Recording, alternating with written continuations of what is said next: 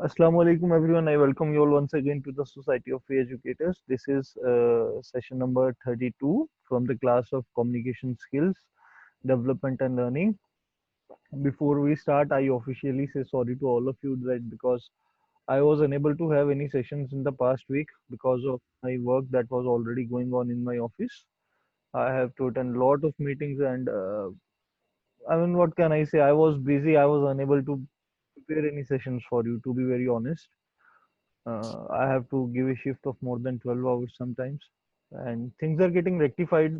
But let's see how the time goes. So let's start with the session today. Uh, Quick recap from the previous one, which we had a word root analysis of these four words. LUNA or I. This is related to moon. Macro means magnified or big or large. Then MAGNA. Magna, Magni, or Magnet, that means attract, and MAL apostrophe E. So sometimes it is mal, sometimes it is male. So malnutrition is undernutrition, something which is not proper, something which is not working as it is supposed to be. And then we were done with modifiers, especially the dangled modifiers. So, is there anyone who has any questions with modifiers? Okay, no one. Let's start with the session today. Uh, Coming to the first section, that is verbal skills. We are going to read a news on hot house earth warning. Now, some people oftenly say this hot house, not hot house, uh, hot house. So it's not hot house, it's hot house. Hot and house are spelled together, whereas these are pronounced separately. तो ये एक news है अभी कुछ दिनों पहले एक और रिपोर्ट आई है ऑब्वियसली ग्लोबल एनवायरनमेंट चेंज को लेकर कि हमारी जो अर्थ है वो इंडस्ट्रियल एरा के वार्मिंग के रेट से 1 डिग्री ज्यादा वार्म कर रही है इन दिनों. So this is the news. At this moment in time, the world has warmed about 1 degree Celsius above the pre-industrial level. So pre-industrial level was before the industrial revolution in Europe, before the World War II. उससे पहले का जो time था उसके मुकाबले अब अर्थ 1 degree ज्यादा गर्म हो रही है every year by year. And this is a clear cut warning from the nature के ह्यूमन एक्टिविटीज को कि कम कर लो अपनी एक्टिविटीज, पोल्यूशन कम करो, cut less trees, plant more trees, utilize water wisely. Otherwise, Earth is already getting hot, and we humans are behaving as a catalyst. We are making this process faster. तो कौन आज read करेगा इस news को?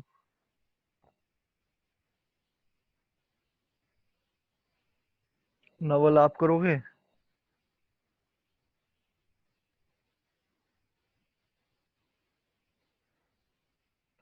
Okay, I don't think he will read it. Nazakat, you will.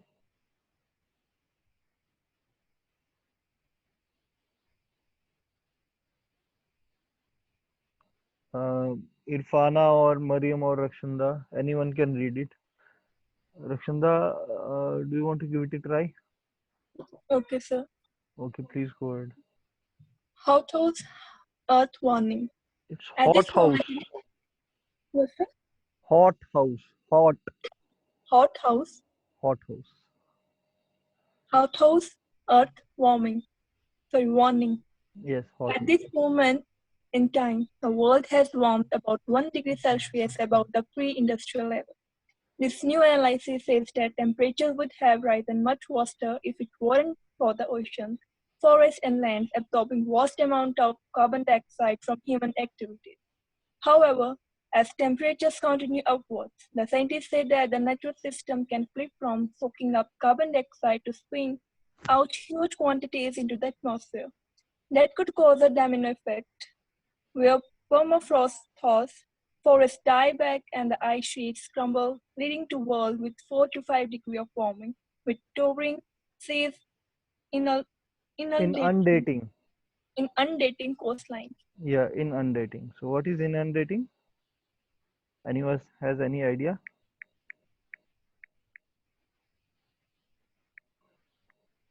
Uh, See, I'm more focused about two words. First is inundating and second is thaws. So inundating means flood या फिर इसको हम बोल सकते हो overwhelm. ठीक है, तो inundating means floody coastlines.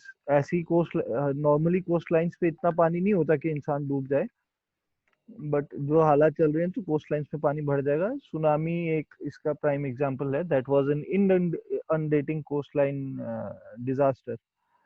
और थॉस क्या होता है? Anyone knows? Melting. Some sort of melting. It's not exactly melting, but अगर आप इसका डेफिनेशन देखोगे ना, तो डेफिनेशन इसका होता है कि something becoming liquid as a result of being warmed up.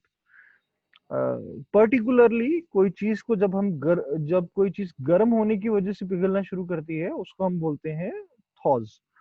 अब इसमें एक पॉइंट और है. देखो, कोई चीज पिघलती कब है? जब वो गर्म होती है. बट वर्ल्ड में कई सारी चीजें ऐसी हैं जो ऑलरेडी मेल्टेड स्टेट में रहती हैं या फ्रीज हो जाती हैं और फिर अपने आप मेल्ट हो जाती हैं विदाउट रिड्यूसिंग और राइजिंग द टेम्परेचर. इसलिए जब भी हम बोलते हैं ना, this is, see ice always melts. आपको बर्फ को गर्म करने की जरूरत नहीं है, आप उसको ऐसे ही छोड़ दोगे, it will start melting as soon as the temperature. See, at 0 degree Celsius, we have three states of water. We have gas as well, we have water vapors as well, we have ice as in solid state, and we have liquid water, cold water. So इसीलिए थॉज हम specially उस चीज को बोलते हैं जो पिघलना शुरू करती है गर्म होने पे. इसका एक एग्जांपल मैं आपको और दे सकता. सी, जैसे वैक्स है, वैक्स वैक्स थॉज, वो नॉर्मली रहेगा सीधा, बट एज सुन एज उसको आप गर्म करोगे वो पिघलना शुरू हो जाएगा. That is thaws. So I hope सबने ये अच्छे से पढ़ा और सुना. Let's go to the questions. So the first question is, what do we call a building made up of glass or transparent sheets and used to grow plants? एक ऐसी building जो कांच की बनी होती है या ट्रांसपेरेंट शीट्स की बनी होती है और उसमें हम पेड़ उगाते हैं, उसको हम क्या बोलते हैं? Greenhouse. Greenhouse. Who was that?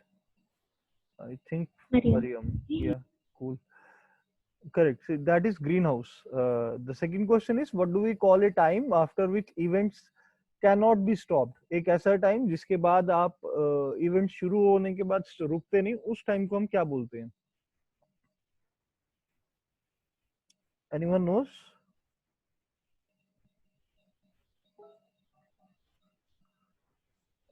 चलो मैं बताता हूँ. That is called tipping time. Tipping time. इस पे ना जब मैंने लास्ट ईयर सेशन लिया था, नहीं लास्ट ईयर नहीं, मैंने इसी ईयर सेशन लिया था जनवरी में. So there was a student who told me that this is not tipping time, this is tripping time. Trip. और इसके पीछे उनकी सोच, see it is not tripping time, it is tipping time. अब ट्रिप कहाँ से आई? गलती होती क्यों है अक्सर लोगों को कि वो टिपिंग टाइम को ट्रिपिंग टाइम बोलते हैं. दो चीजें हैं इसमें. हम अक्सर बोलते हैं कि यार एमसी ट्रिप कर गई, हमारा बटन या मेन स्विच ट्रिप कर गया जैसे ही शॉर्ट सर्किट हुआ, वहां से हमारे माइंड में ट्रिपिंग वर्ड चलता है. ठीक है.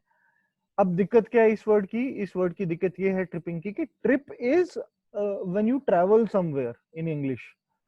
ट्रिप हम कहते हैं जब हम ट्रैवल करते हैं किसी जगह. ठीक है.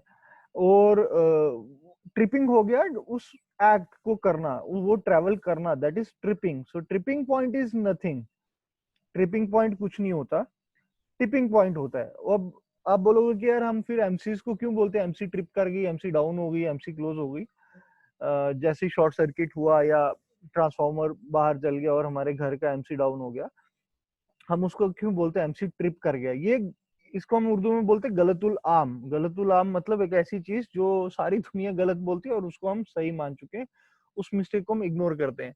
सो in English it is not called MC is tripped, we say MC is down. हम कहते हैं एमसी डाउन हो गई इंग्लिश में. आई होप ये क्लियर हुआ सबको. The third is, what is the best use, what is the word use for implying something bad will happen? कि मतलब आपने किसी को बताना, क्या एक ऐसा वर्ड है जब आप किसी को बताना चाहते हो कि हाँ बुरा होने वाला है कुछ, या बुरा हो जाएगा कुछ? Anyone nose? See, Earth is getting warmed up again and again. So what is this? This is ominous. See, देखो क्या होता है omin. Omin होता है एक बुरी खबर. हम देखते हैं कि तावीज वावीज पहनते हैं और पुराने बुजुर्ग मालाएं देते थे अपने बच्चों को, ग्रैंड चिल्ड्रन को, या फिर टीका लगाते थे, या फिर धागा बांधते हैं पाँव पे काले रंग का, या अपनी रिस्ट पे बच्चों के बांधा जाता है कि यार इसको नजर नहीं लगनी चाहिए. So that is called omen. और इस एक्ट को, ये जो implying something bad will happen, जब आप किसी को बताना चाहते हो कि हाँ कुछ बुरा होने वाला है, that is called ominous. Clear है? Okay, the fourth question is what do we what do we call a situation where one event causes a series of consecutive events? ये तो सबको पता होगा, ये इजी है काफी, कि एक इवेंट हुआ और उसकी वजह से एक चेन ऑफ इवेंट्स, मतलब मल्टीपल इवेंट्स साथ साथ चलना शुरू हो गए. जैसे हाईवे पे 12-14 गाड़ियां एक साथ चल रही हैं और सबसे आगे वाले ने अचानक ब्रेक मारा, तो पहले उसके पीछे पहली गाड़ी बजी, फिर दूसरी, फिर तीसरी, फिर चौथी, ऐसे सबका एक्सीडेंट हो गया. गॉड फॉरबिड्स ऐसा हो, लेकिन इसको कहते हैं हम chain of events occurred after the first guy push the brakes. तो इस चीज को क्या बोलते हैं?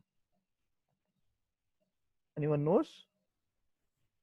पिज्जा का नाम भी है यार, हम पिज्जा खाते हैं इसके नाम का.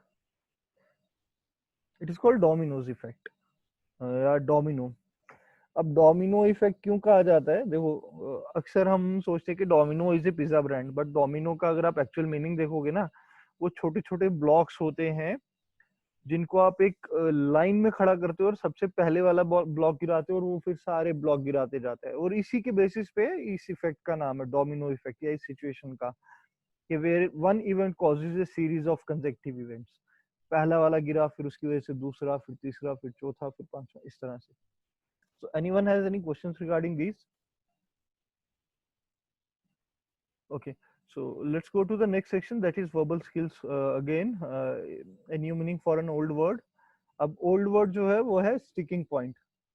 So sticking point का idea है किसी को कि sticking point होता क्या है या इसका क्या meaning है? Use Google, don't worry.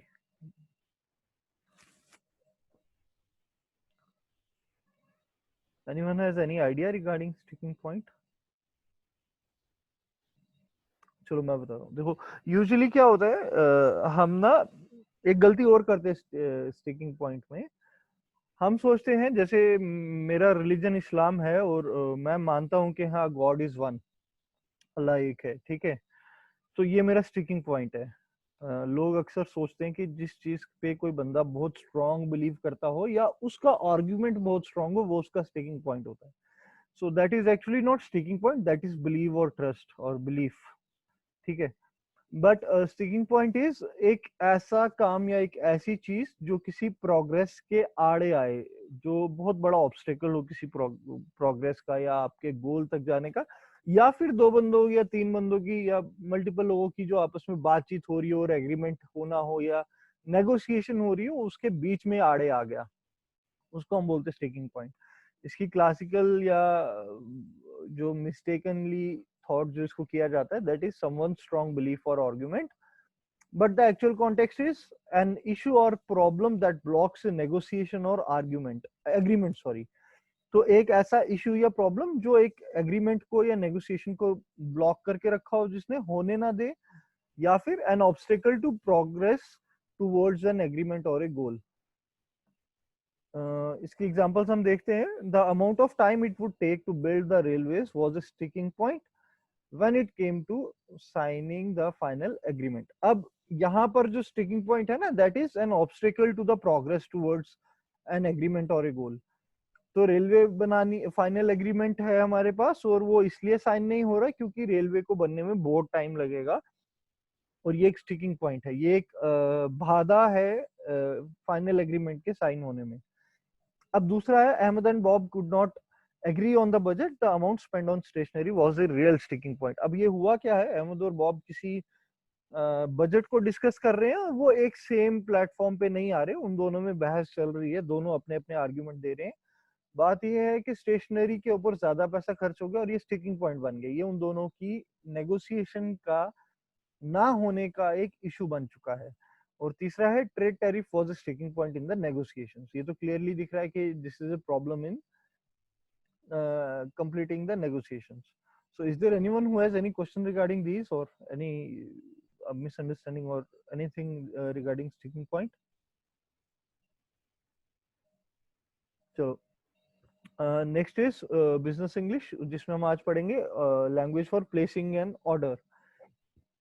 अब प्रोफेशनली ऑर्डर कैसे प्लेस किया जाता है? So the first is I would like to place an order for, ये बहुत स्ट्रेट फॉरवर्ड लाइन है और ये अक्सर वहां होती है जहां आपके पास खुद का एक्सेस नहीं होता।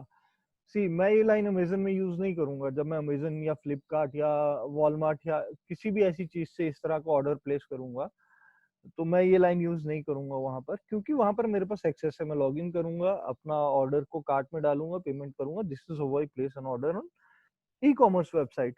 But there are some advertisements going on the television, जैसे अगर आपको याद होगा तो अब तो खैर बहुत कम होता है, जैसे टेली मार्केटिंग होती है टीवी पे, अचानक से एक ऐड आती है 10 मिनट की या 15 मिनट की, जिसमें ये कहा जाता है कि अगर आपको ये वॉशिंग मशीन लेनी है या ये मिक्सर लेना है या ये लेना है वो लेना है, कुछ भी लेना है, इस नंबर पे कॉल करो।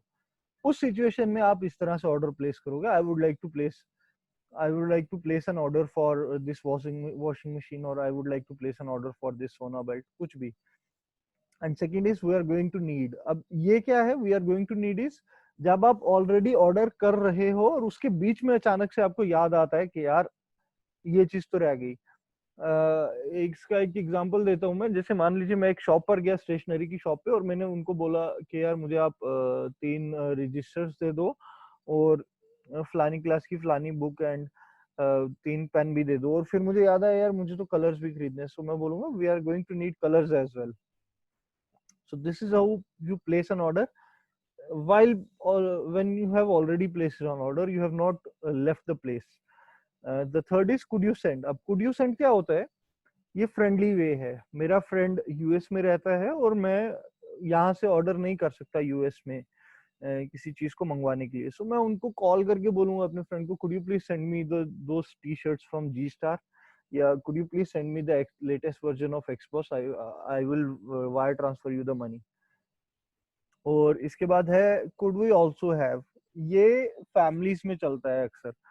और ये कैसे चलता है? जैसे मेरी मदर सबसे पूछ रही है कि आप क्या खाना चाहोगे डिनर में, और सबने अपनी अपनी राय दी और मेरा कुछ मीठा खाने का दिल है, तो मैं बोलूँगा could we also have the dessert as well, या could we also have the kheer, या could we also have the gajar ka हलवा, इस तरह से। और लास्ट है इसका when can we expect to receive. अब ये जो है when can we expect to receive is जब सामने वाले ने आपको कुछ ऑफर किया और आपने उसको एग्री किया।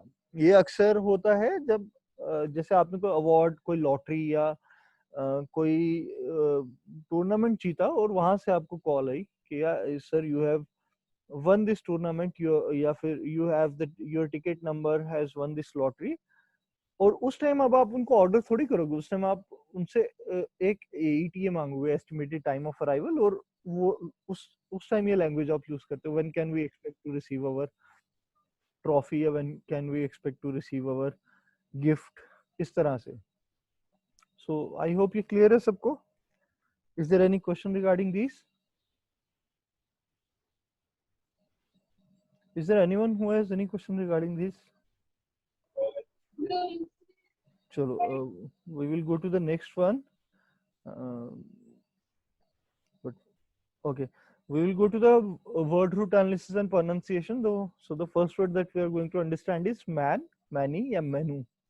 The second is melano, या melon. Third is mot, and fourth is mut. So let's go with the first word, that is man, many और मेनू। जहां जो भी वर्ड आपका मैन से स्टार्ट होता है that is related to hand, हाथ से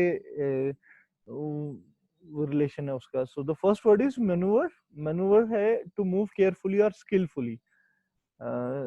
और मैन्यूवर अक्सर किस मूवमेंट के लिए यूज होता है? अक्सर जो आर्मी वाले होते हैं या फिर जो स्पेशल फोर्सेस वाले होते हैं, जब वो चलते हैं वो बहुत ध्यान से और बहुत केयरफुली चलते हैं, हमेशा एक फॉर्मेशन में चलते हैं. हम उनकी चाल को मैन्यूवर कहते हैं. और इसके अलावा जब हम चेस खेलते हैं और हम पीस की मूवमेंट करते हैं, जैसे मैंने घोड़ा चलाया या हाथी चलाया या बिशप या क्वीन या पॉन्स चलाए, तो मैं उनको उसकी चाल को मैं बोलूंगा मैन्यूवर, क्योंकि वो मैंने अपने हाथ से चलाए. मैन्यूवर के एक्चुअली दो मीनिंग होते हैं. एक मीनिंग होता है इसका टू मूव केयरफुली और स्किलफुली, और इसका सेकंड मीनिंग होता है to be moved by the movement of hand, कि हाथ से मूव किया गया कुछ. Second is manual. मैनुअल एक ऐसा काम होता है जो आप अपने हाथ से करते हो, जो ऑटोमेटिक नहीं होता. The third is manuscript. Manuscript होता है एक ऐसी किताब जो आपने हाथ से लिखी है. Is it clear? चलो let's go to the second word, that is melan. So melan means black. और ये ब्लैक क्यों कहा जाता है, इसका भी एक रीजन है. क्या होता है, हमारी जो स्किन कलर होती है वो एक पर्टिकुलर हमारे हमारी बॉडी में एक एंटिटी होती है जिसको हम कहते हैं मेलेनिन. एक प्रोटीन है खास किस्म का मेलेनिन. वो मेलेनिन जो है वो डिसाइड करता है कि हमारी स्किन का कलर कैसा होगा. अगर वो ज्यादा है तो हमारी स्किन का कलर डार्क होगा. अगर वो एवरेज है तो हमारी स्किन का कलर ब्राउन या व्हीटिश या गंधुमी रंग जिसको कहते हैं उस तरह से होगा. और अगर वो बिल्कुल कम है तो गोरा चिट्टा अंग्रेज टाइप इस तरह से. वो मेलेनिन डिसाइड करता है और वहीं से ये वर्ड निकला है melan. So the first word is melancholy. Melancholy जो है ये कहते हैं हम इसको स्टेट ऑफ डार्क इमोशंस. अब मेलनकोली होता क्या है ये अक्सर, और ये वर्ड कहाँ यूज करना है? देखो मेलनकोली क्या है. मान लीजिए डिप्रेसिंग का दौर चल रहा है, काम धंधा किसी के पास नहीं है और आप पैसे भी नहीं जुड़ रहे, खाने को खाना नहीं है एक पर्टिकुलर सिटी में या एक पर्टिकुलर गांव में, और एक टेंशन का माहौल है हवा में, सबको टेंशन महसूस हो रही है. हम उस टाइम बोलते हैं this is an atmosphere of melancholy. Hope I hope ये क्लियर है सबको. और सेकंड इज मेलेनोमा. मेलेनोमा एक डार्क ट्यूमर होता है स्किन का. Third is melodrama. मेलोड्रामा होता है एक पैथेटिक ड्रामा या फिर एक डार्क ड्रामा, एक अजीब सा बुरा ड्रामा जिसको हम कह सकते हैं. क्लियर है सबको? चलो going to the third word, that is mort. So mort means death. Immortal मतलब अमर, living forever, unable to die. अमर को हम इमॉर्टल कहते हैं. मॉर्टल वो होता है जिसकी डेथ पक्का हो, certain to die. And mortician is an undertaker. अब अंडरटेकर क्या होता है या मोटिशियन क्या होता है? जो लोग कब्रिस्तान में कब्रें खोदते हैं या फिर जो मेरिटोरियम में या फिर सिमेंट्रीज में या सेरिटोरियम्स में जो मुर्दों को जलाते हैं, दोज आर कॉल्ड मोरिटिशियंस. सो ये क्लियर है सबको? Okay. The fourth one is मट. सो मट मीन्स चेंज. जैसे immutable. Immutable is not changing. Mutant. Mutant होता है एक ऐसा ऑर्गेनिज्म जिसके अंदर कोई ना कोई चेंज आ चुका हो. And mutate means to undergo a change. Let me know if anyone has any question regarding these. Is there any question regarding these? Chalo, let's go to the grammar section then if you have no questions. So today we will start parallelism. अब मैं आपका ना खास focus चाहता हूँ parallelism पे, क्योंकि जैसे हमें मॉडिफायर्स नहीं सिखाए जाते स्कूल्स में या कॉलेजेस में, उस तरह से पैरेललिज्म भी आई डोंट थिंक सो कि कहीं सिखाया जाता है. और अक्सर जब आप एग्जाम्स देते हो, जिस तरह से जीआरई है या टोफल है, आइल्स है, उसके अलावा सिविल सर्विसेज के एग्जाम्स हैं कुछ, उसमें अक्सर इस तरह के क्वेश्चन आते हैं. और पैरेललिज्म होता क्या है एक्चुअली, जैसे हमारा मॉडिफायर्स है, हम मॉडिफायर्स को देखते हैं, वो हमारी सेंटेंस के कंस्ट्रक्शन में काम आते हैं कि एक सेंटेंस बनता कैसे है इंग्लिश में. उस तरह से पैरेललिज्म भी एक ऐसा ही कॉन्सेप्ट है कि आपको सेंटेंस बनाना कैसे है. मॉडिफायर्स बताते हैं कि कौन से वर्ड्स किस वर्ड से पहले आएंगे और किस वर्ड के बाद आएंगे और उनकी पोजीशन क्या होगी, ठीक है। और पैरेललिज्म में या पैरेलल स्ट्रक्चर्स में ये पता लगता है हमें कि वर्ड्स का टाइप क्या होना चाहिए। दोनों में बस इतना फर्क है। और पैरेललिज्म का पोजीशन वगैरह से कुछ लेना देना नहीं है कि ओनली लास्ट में आएगा या पहले आएगा, या इस तरह से ऑलरेडी पहले आएगा या लास्ट में आएगा। पैरेललिज्म में ऐसा कुछ नहीं है। लेकिन इसमें ये जरूर देखा जाता है कि वर्ड की टाइप क्या है, वो एडजेक्टिव है या वर्ब है या नाउन है या प्रोनाउन है, ये चीज देखी जाती है इसमें पैरेललिज्म में। अब इसको मैं एक एग्जांपल से शुरू करता हूँ, पैरेलल स्ट्रक्चर्स या पैरेललिज्म को। एग्जांपल है Ahmed likes reading, gardening and cooking. ये एक क्लासिकल एग्जांपल है। 3 काम है अहमद के, कि अहमद को रीडिंग भी अच्छा लगता है, गार्डनिंग भी अच्छा लगता है और कुकिंग भी अच्छा लगता है। अब आप में से मेरे को कौन बताएगा कि इसमें आप क्या ये पता कर सकते हो कि रीडिंग ज्यादा अच्छा लगता है या गार्डनिंग ज्यादा अच्छा लगता है या कुकिंग ज्यादा अच्छा लगता है? इस सेशन को जितना इंटरेक्टिव बनाओगे उतना अच्छे से समझ आएगा आप सबको।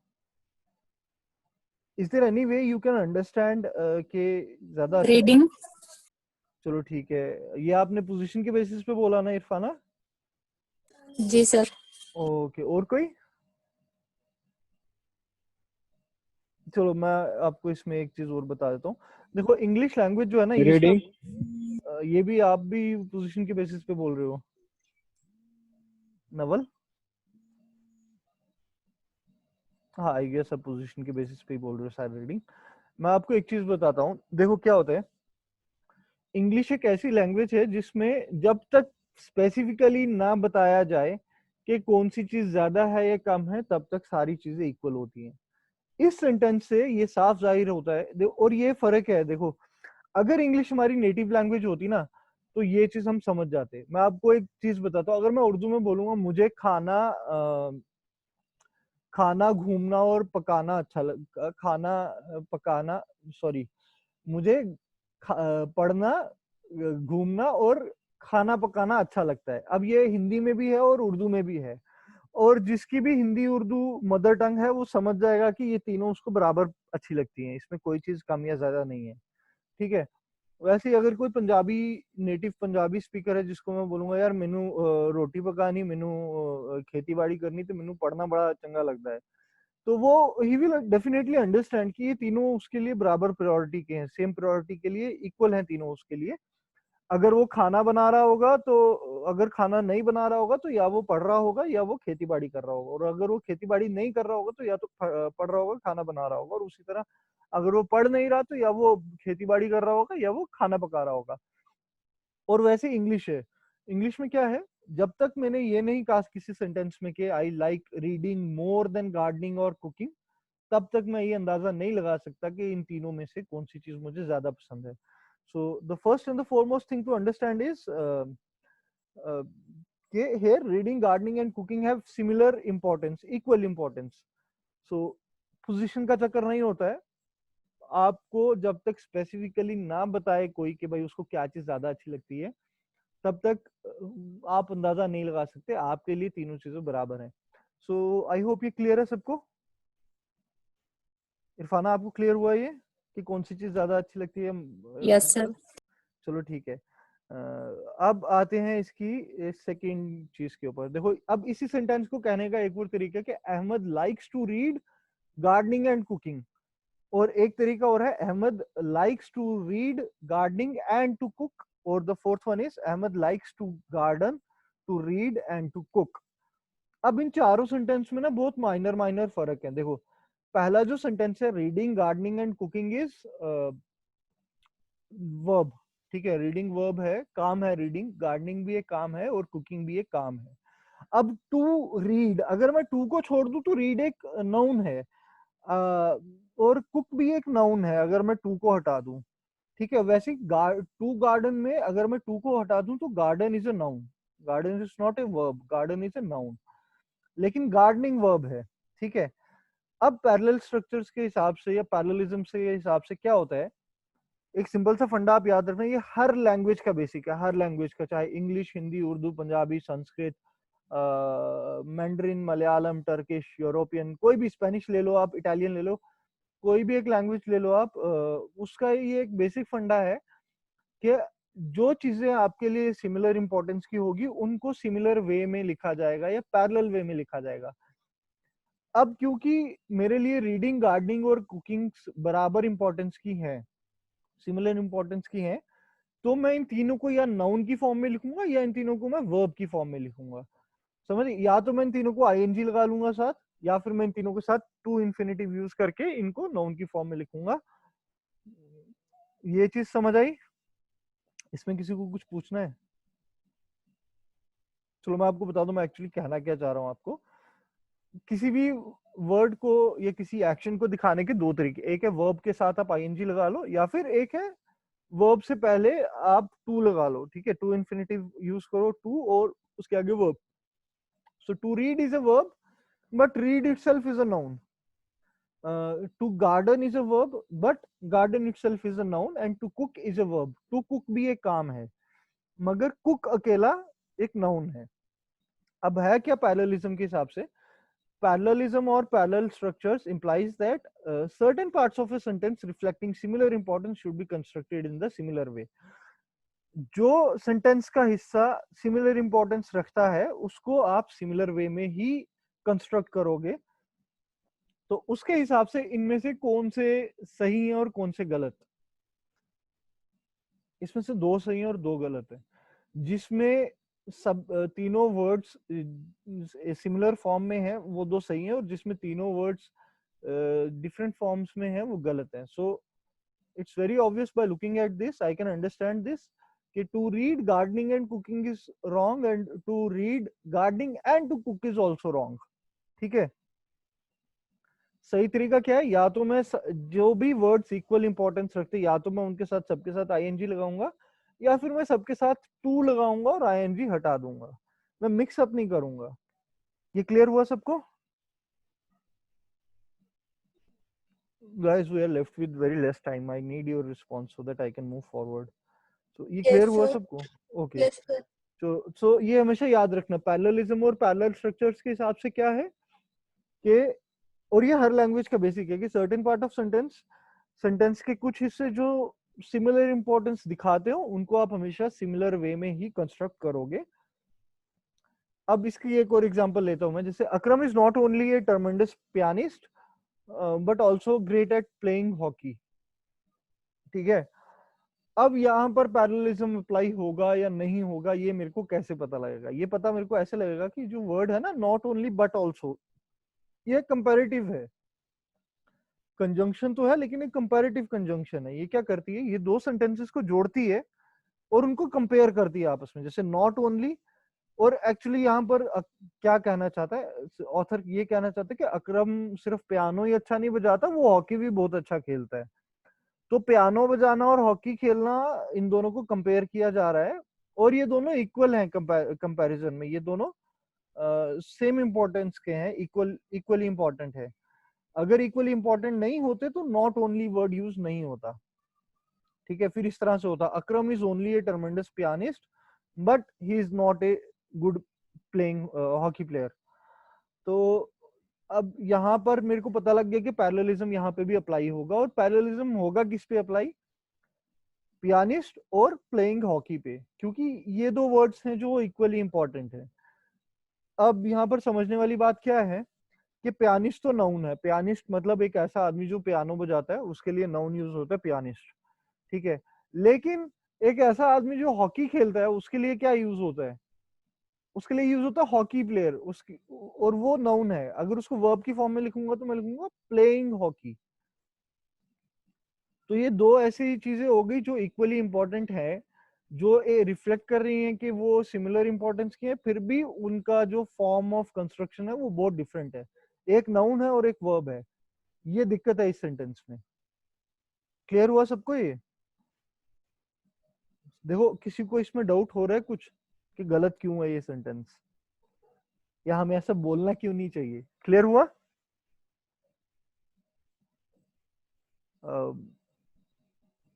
मरियम, आपको क्लियर हुआ? Yes, sir. हॉकी प्लेयर क्यों नहीं यूज किया गया वहां पे? हाँ, वो भी दिखाता हूँ मैं आपको, हॉकी प्लेयर क्यों नहीं यूज किया गया। बट आपको ये आइडिया हो गया जो मैं कह रहा हूँ कि मतलब दो चीजें हैं जो सिमिलर इंपॉर्टेंस की हैं, बट उनको आप अलग अलग उसमें नहीं लिख सकते। ये एक किसी भी लैंग्वेज का बेसिक है, ठीक है। अब मेरे को ये बताइए क्वेश्चन किसका था कि हॉकी प्लेयर क्यों नहीं यूज किया गया। ओके इरफाना, इरफान। चलो थैंक यू, मैं अब बताता हूँ आपको।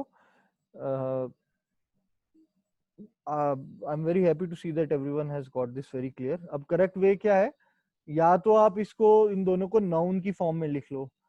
अकरम is not only a tremendous pianist, pianist is a noun but also a great hockey player. So यहाँ पर हॉकी प्लेयर यूज हो गया, ठीक है। तो एक तो ये तरीका है कि आप दोनों को नाउन बना दो, दोनों एक्शंस या दोनों जो सिमिलर इंपॉर्टेंस दिखा रही है उनको नाउन बना दो। एक तरीका और है, वो है कि आप दोनों को वर्ब बना दो, नाउन के बजाय वर्ब बना दो। Akram is not only a tremendous, Akram is not only sorry a गलती से लग गया यहाँ पर। Akram is not only tremendous at playing piano but also great at playing hockey. तो दोनों के साथ आईएनजी लग गया एंड प्लेइंग इज वर्ब, ठीक है। सो ये क्लियर हुआ अब आपको। आपके पास दो तरीके होते किसी भी सेंटेंस को सही से बोलने के, या तो आप इक्वली इंपॉर्टेंट चीजों को नाउन की फॉर्म में एक्सप्रेस करो या कंस्ट्रक्ट करो, या फिर आप उनको वर्ब की फॉर्म में एक्सप्रेस या कंस्ट्रक्ट कर लो। Is it clear? Yes sir. Okay, अब इसके बाद एक एग्जांपल और देखते हैं हम, ये आप में से ही कोई करेगा। So this is some of the works planned for the art center in the coming year includes building additional seatings, building additional seating, improving safety and construction of a new bigger stage. अब कहना क्या चाहता है यहाँ पर author, वो कहता है कि जो आने वाला अगला साल है, coming year, coming next year नहीं बोल रहा है, ये कह रहा है coming year. So that means we are living in 2020, he is talking about 2021। तो आर्ट सेंटर में इसने कुछ काम प्लान किए हुए हैं, और उन काम में से क्या क्या है कि एडिशनल सीटिंग एरिया बनाना है इसने जहां पर लोग ज्यादा बैठ सके, सेफ्टी इसने इंप्रूव करनी है उस सेंटर की, और एक बड़ी स्टेज बनानी है इसने, नई बड़ी स्टेज बनानी है। तो कॉन्टेक्स्ट और इंटेंशन क्लियर हुआ सबको? चलो, सो सम ऑफ द, ये भी एक ऐसा कंपैरेटिव है जो आपको दिखाता है कि चीजें इक्वली इंपॉर्टेंट है सारी, ठीक है। तो building, improving and construction are equally important here because some of the लगा हुआ है। जब तक ये आपको बताएगा नहीं कि इन तीनों में से कौन सा ज्यादा इंपॉर्टेंट है, तब तक ये तीनों बराबर इंपॉर्टेंस के हैं। Some of the works planned for the art center in the coming year includes building additional seating, improving safety and construction of a new bigger stage. अब ये गलत है या ये सही है, ये कौन बताएगा मेरे को?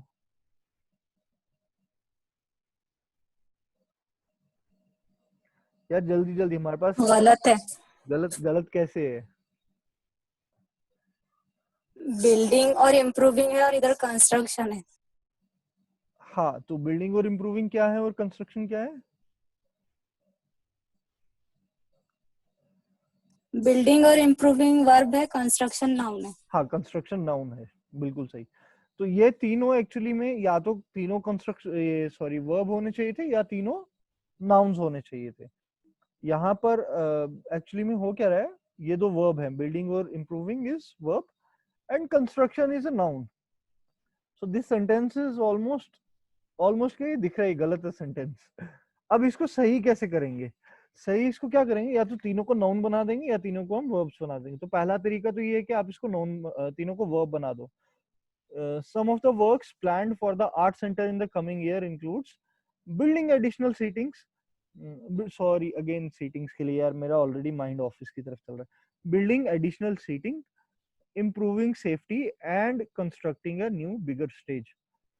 मैं एक्चुअली पता है क्या कर रहा हूँ, मैं जो आपको एग्जांपल्स लिखता हूँ ना, मैं आपको वो सब कुछ लिखता हूँ जो मैं अपने ऑफिस में ऑलरेडी सारा दिन कर रहा होता हूँ। मेरे माइंड में वैसे एग्जांपल्स आती हैं, इसलिए थोड़ा स्लिप ऑफ टंग हो जाता है, सीटिंग की जगह सीटिंग्स आ रहा है बार बार। सो यहाँ पर क्या है, building is a verb, improving is a verb and constructing is a verb. So construction की जगह आप कंस्ट्रक्टिंग बना दोगे, सो दैट इज अ वर्ब। ये क्लियर हुआ सबको? चलो, इसका एक और तरीका इसको सही करने का कि आप तीनों को नाउन बना दो। अब मुझे कौन बताएगा कि बिल्ड या बिल्डिंग का नाउन है क्या? कंस्ट्रक्टिंग का तो नाउन है construction, so construction is a noun and constructing is a verb. What about build? Build अपने आप में एक वर्ब है, बिल्डिंग एक, वो भी एक वर्ब है बिल्डिंग, और बिल्डिंग को आप एक नाउन की तरह भी यूज कर सकते हो। ये बहुत एक्सेप्शनल केस है बिल्डिंग का। So some of the works planned for the art center in the coming years include building of additional seating. अगर तो मैं सिर्फ ये इतना सा फ्रेज यूज करता हूँ ना, building of additional seatings, this is a verb.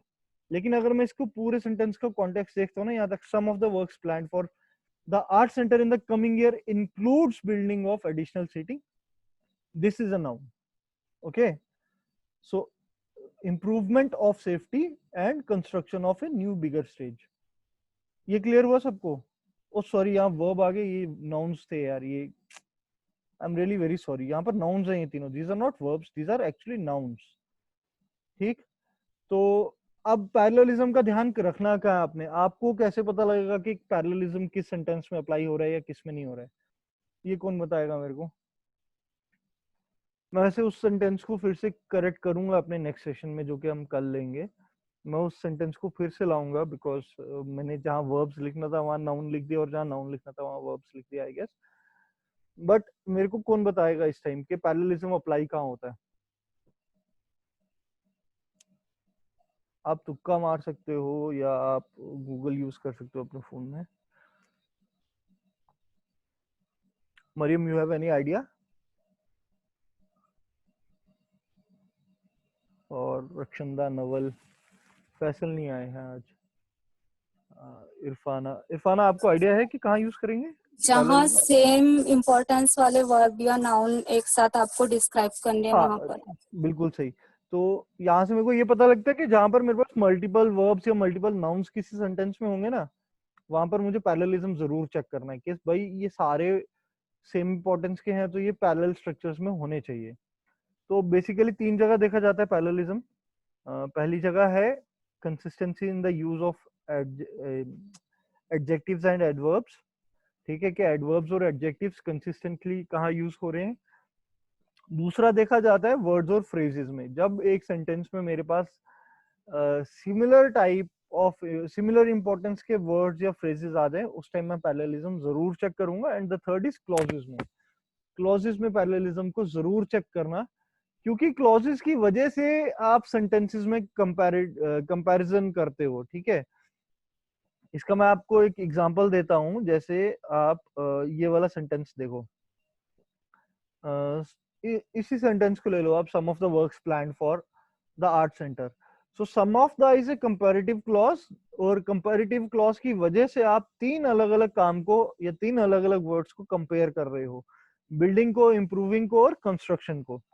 सो जहां पर भी आप एक क्लॉज को देखोगे ना, वहां पर आपको कंपैरेटिव्स के बहुत सारे अपॉर्चुनिटीज मिल जाएंगे, और जहां पर भी आपको कंपैरिजन की अपॉर्चुनिटीज मिलेंगी, वहां पर आप पैरेललिज्म जरूर चेक करोगे। ठीक है, सो ये क्लियर हुआ सबको? आज शायद आज इतना ही रखते हैं आई गेस। हम नेक्स्ट सेशन में कंटिन्यू करेंगे। अब ग्रामर का जो मेजॉरिटी पोर्शन है वो खत्म हो गया, सिर्फ ये तीन टॉपिक रह गए हैं आपके पैरेललिज्म के रिलेटेड, और इसके बाद एक बड़ा ऑकवर्ड सा टॉपिक और है। उसके बाद आपका ग्रामर खत्म हो जाएगा, और ये सेशंस भी आई गेस मेरे ख्याल से 10 सेशन और लगेंगे या 8 सेशंस और, तो ये सेशंस भी खत्म हो जाएंगे। मेरे को काफी सारे ने बोला कि if I am unable to take sessions on for the whole week, मैं सेशंस का टाइम बढ़ा दूं और सिर्फ सैटरडे और संडे को रखूं।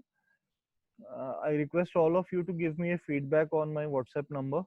आप मुझे वहां पर अपना अपना टाइम बता दो कि आपको क्या प्रेफरेंस है टाइम का, या हम सैटरडे और संडेज को ही रखें और टाइम बढ़ा दें अपना। मतलब हम नॉर्मली 45 मिनट्स या 1 आवर का सेशन रखते हैं, but if you guys want we can increase the time in order to finish off these sessions।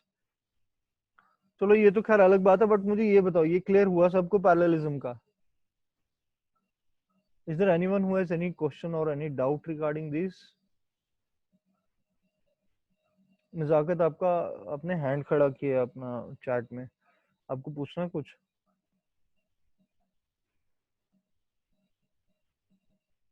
चलो, I don't think so you have any questions.